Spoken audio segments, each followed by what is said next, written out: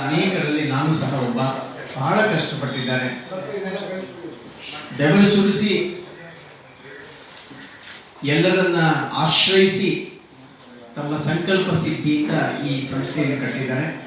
ಪೂಜ್ಯರು ಈ ಆಶ್ರಮದ 25ನೇ ವರ್ಷದ ಸಂಭ್ರಮದ ಅಂಗವಾಗಿ ಸಮಾರಂಭವನ್ನು ಏರ್ಪಡಿಸಿದ್ದಾರೆ. ಅದರ ಬಗ್ಗೆ ಪೂಜ್ಯ ಶ್ರೀಗಳವರು ನಿಮಗೆ ಮಾಹಿತಿಯನ್ನು ಕೊಡ್ತಾರೆ.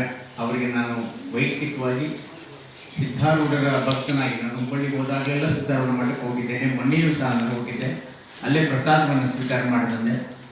ಹಾಗಾಗಿ ರಾಮಹಳ್ಳಿಯ ಈ ಸಿದ್ಧಾರೂಢ ಮಿಷನ್ ಆಶ್ರಮದ 25ನೇ ಸಂಭ್ರಮದ ಹಬ್ಬದ ಬಗ್ಗೆ ಪೂಜ್ಯರು ಮಾಹಿತಿಯನ್ನು ಹಂಚಿಕೊಳ್ತಾರೆ.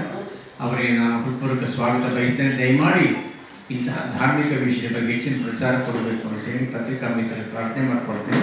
ಸ್ವಾಮೀಜಿಯವರಿಗೆ ಸ್ವಾಗತ ಬಯಸ್ತೇನೆ. ನಮಸ್ಕಾರ.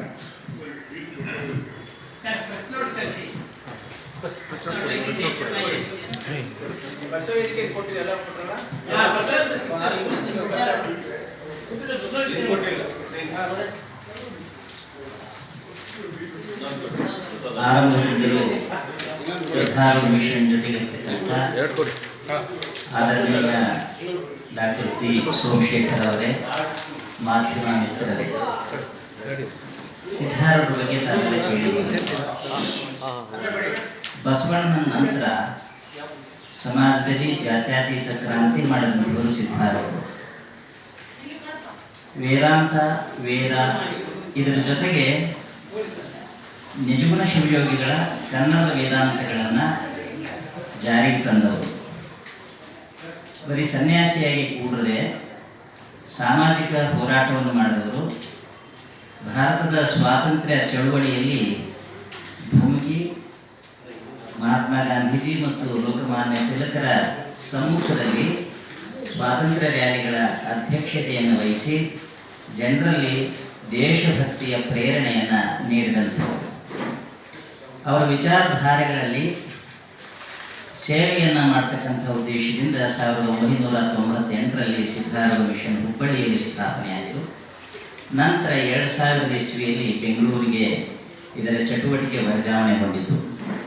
ಅಂದಿನಿಂದ ಇಂದಿನವರೆಗೆ ನಿರಂತರವಾಗಿ ಬೆಂಗಳೂರಿನಲ್ಲಿ ಮತ್ತು ನಾಡಿನ ಬಹುಭಾಗಗಳಲ್ಲಿ ಅನೇಕ ರೀತಿಯ ಚಟುವಟಿಕೆಗಳನ್ನು ಸಿದ್ಧಾರೂಢ ಮಿಷನ್ ನಡೆಸಿಕೊಂಡು ಬಂದಿದೆ. ನೆರೆ ಸಂತ್ರಸ್ತರಿಗೆ ಪರಿಹಾರವನ್ನು ಒದಗಿಸುವ ಸಂದರ್ಭ ಆಗಲಿ, ಕೊರೋನಾ ಪೀಡಿತರಿಗೆ ವೈದ್ಯಕೀಯ ಚಿಕಿತ್ಸೆ, ದಿನಸಿ ಕಿಟ್ಗಳನ್ನು ವಿತರಿಸುವ ವಿಷಯದಲ್ಲಾಗಲಿ ಅನೇಕ ರೀತಿಯಿಂದ ಸಮಾಜಮುಖಿ ಕೆಲಸಗಳನ್ನು ಮಾಡಿದೆ. ವೇದಾಂತ ಶಿಬಿರಗಳನ್ನು ನಡೆಸಿದೆ, ಯೋಗ ಶಿಬಿರಗಳನ್ನು ನಡೆಸಿದೆ, ಮಕ್ಕಳಿಗೆ ವಿಕಾಸ ಸಂಗಮ ತರಬೇತಿಯನ್ನು ಕೊಟ್ಟಿದೆ, ಅಧ್ಯಾತ್ಮ ಸಾಧಕರಿಗೆ ವೇದಾಂತ ಶಿಬಿರವನ್ನು ನಡೆಸಿದೆ. ಹೀಗೆ ಅನೇಕ ರೀತಿಯ ಸಮಾಜಮುಖಿ ಕೆಲಸಗಳನ್ನು, ಆಧ್ಯಾತ್ಮಮುಖಿ ಕೆಲಸಗಳನ್ನು ಸಿದ್ಧಾರೂಢ ಮಿಷನ್ ಮಾಡಿಕೊಂಡು ಬಂದಿದೆ. ಈಗ 25 ವರ್ಷಗಳನ್ನು ಕಳೆದಿದೆ. ಈ ಹಿನ್ನೆಲೆಯಲ್ಲಿ ನಾಳೆ 10, 11, 12 3 ದಿನಗಳಂದು 25ರ ಸಂಭ್ರಮ ಎಂಬ ವಿಶೇಷ ಕಾರ್ಯಕ್ರಮವನ್ನು ಹಮ್ಮಿಕೊಳ್ಳಲಾಗಿದೆ. ಈ ಕಾರ್ಯಕ್ರಮದಲ್ಲಿ ಸಾಂಸ್ಕೃತಿಕ ಭವನದ ಉದ್ಘಾಟನೆ ನಡೆಯಲಿದೆ. ಅನೇಕ ಪುಸ್ತಕಗಳ ಲೋಕಾರ್ಪಣೆ ಆಗ್ತಾ ಇದೆ. ನಿರಂತರವಾಗಿ 60 ಭಜನಾ ತಂಡಗಳಿಂದ ಭಜನಾ ಸಮ್ಮೇಳನ ನಡೀತಾ ಇದೆ. ಜ್ಞಾನಯಜ್ಞ, ಜಪಯಜ್ಞ ನಡೀತದೆ. ಸುಮಾರು 75 ಜನ ಸಾಧಕರಿಗೆ ಆರೂಢ ಶ್ರೀ ಪ್ರಶಸ್ತಿಯನ್ನು ನೀಡಲಾಗ್ತದೆ ಮತ್ತು ವಿಶೇಷ ದಾನಿಗಳಿಗೆ ಸತ್ಕಾರ ನಡೀತಿದೆ. ಅನ್ನದಾಸೋಹ ಇತ್ಯಾದಿ ವ್ಯವಸ್ಥೆ ಇದೆ. 108 ಜನ ಮಠಾಧೀಶರ ಸಮಾವೇಶ ಈ ಸಂದರ್ಭದಲ್ಲಿ ನಡೀತಾ ಇದೆ. ನಾವು ಅಂದ್ಕೊಂಡಿದ್ದು 108 ಜನ ಮಠಾಧೀಶರನ್ನು ಸೇರಿಸಬೇಕು ಅಂತ, ಆದರೆ ಅದು ಈಗ 150 ಮಠಾಧೀಶರ ಸಮಾವೇಶ ಆಗ್ತಾ ಇದೆ. ಬಹಳ ಸಂತೋಷದ ಸುದ್ದಿ ಇದು. ಇತ್ತೀಚಿನ ದಿನಗಳಲ್ಲಿ ನಾವು ನೋಡ್ತಿದ್ದೇವೆ, ನಾವು ಹಿಂದೂಗಳಲ್ಲ ಅಂತ ಕೆಲವು ಮಠಾಧೀಶರು, ಪಂಗಡದವರು ಹೋರಾಟ ಮಾಡ್ತಾರೆ. ಆದರೆ ನಮ್ಮ ನಿಲುವೇನು ಅಂದರೆ ನಾವೆಲ್ಲ ಹಿಂದೂಗಳು, ನಾವೆಲ್ಲ ಒಂದು. ನಮ್ಮಲ್ಲಿ ಭಿನ್ನಾಭಿಪ್ರಾಯ ಅಥವಾ ಉಚ್ಚ ನೀಚ ವ್ಯವಸ್ಥೆಗಳಿರಬಹುದು. ಆ ಲೋಪದೋಷಗಳನ್ನು ತಿದ್ದುಕೊಂಡು ಪರಿಷ್ಕಾರ ಮಾಡಿ ಕೈ ಬಿಟ್ಟು ಏಕತೆಯ ಅಂಶಗಳ ದೃಷ್ಟಿಯಿಂದ ನಾವೆಲ್ಲ ಹಿಂದೂ ಅಂತ ಒಂದಾಗಿ ಮುನ್ನುಗ್ಗಬೇಕು ಅನ್ನೋದು ನಮ್ಮ ನಿಲುವು. ಈ ಹಿನ್ನೆಲೆಯಲ್ಲಿ ಅನೇಕ ಧರ್ಮಗಳ ಅಥವಾ ಅನೇಕ ಪಂಥ ಮತಗಳಿಗೆ ಸಂಬಂಧಪಟ್ಟ ಎಲ್ಲ ಸ್ವಾಮೀಜಿಗಳನ್ನು ಸೇರಿಸಿ ಈ ಸಮಾವೇಶವನ್ನು ಮಾಡ್ತಾ ಇದ್ದಾರೆ. ಈ ಸಮಾವೇಶದ ಮತ್ತೊಂದು ಹಿನ್ನೆಲೆ ಏನು ಅಂದರೆ, ಈಗ ವಕೀಲರಿಗೆ, ಸರ್ಕಾರಿ ನೌಕರರಿಗೆ ಹಿತರಕ್ಷಣೆಯ ಕೆಲವು ಕಾನೂನುಗಳಿವೆ. ಆದರೆ ಸಾಧು ಸಂತರಿಗೆ, ಮಠಾಧೀಶರಿಗೆ ಹಿತರಕ್ಷಣೆಯ ಕಾನೂನು ಇಲ್ಲ.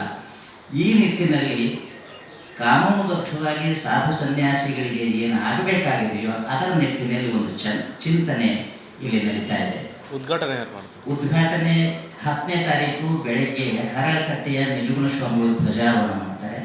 ರಾಮಚಂದ್ರಾಪುರ ಮಠದ ಸ್ವಾಮೀಜಿಗಳು ಬರ್ತಾರೆ, ನಿರಂಜನಾನಂದಪುರಿ ಸ್ವಾಮೀಜಿಗಳು ಬರ್ತಾರೆ, ಆಮೇಲೆ ಭಗೀರಥ ಪೀಠದ ಪುರುಷೋತ್ತಮಾನಂದನಾಥ ಸ್ವಾಮಿಗಳು ಬರ್ತಾರೆ, ಆಮೇಲೆ ದಯಾನಂದ ಸರಸ್ವತಿ ಸ್ವಾಮಿಗಳು ಕಾಡರಕೊಪ್ಪ ಬಹಳ ವಿದ್ವಾಂಸರು ಅವರೆಲ್ಲ ಇರ್ತಾರೆ ಬೆಳಗಿನ ಸಮಯದಲ್ಲಿ.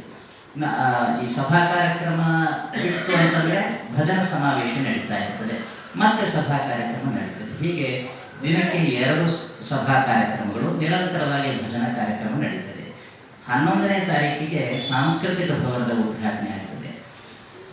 ಸುತ್ತೂರು ಜಗದ್ಗುರು ಶಿವರಾತ್ರಿ ದೇಶಿಕೇಂದ್ರ ಮಹಾಸ್ವಾಮಿಗಳು, ಸಿದ್ಧಗಂಗಾ ಮಠದ ಸಿದ್ಧಲಿಂಗ ಮಹಾಸ್ವಾಮಿಗಳು, ಧರ್ಮಸ್ಥಳದ ವೀರೇಂದ್ರ ಹೆಗ್ಗಡೆಯವರು, ಆದಿಚುಂಚನಗಿರಿಯ ವಿಜಯನಗರದ ಸೌಮ್ಯನಾಥ ಸ್ವಾಮಿಗಳು, ಪ್ರಕಾಶನಾಥ ಸ್ವಾಮಿಗಳು, ಹೀಗೆ ಅನೇಕ ಜನ ಸ್ವಾಮೀಜಿಗಳು ಉಪಸ್ಥಿತರಿರ್ತಾರೆ.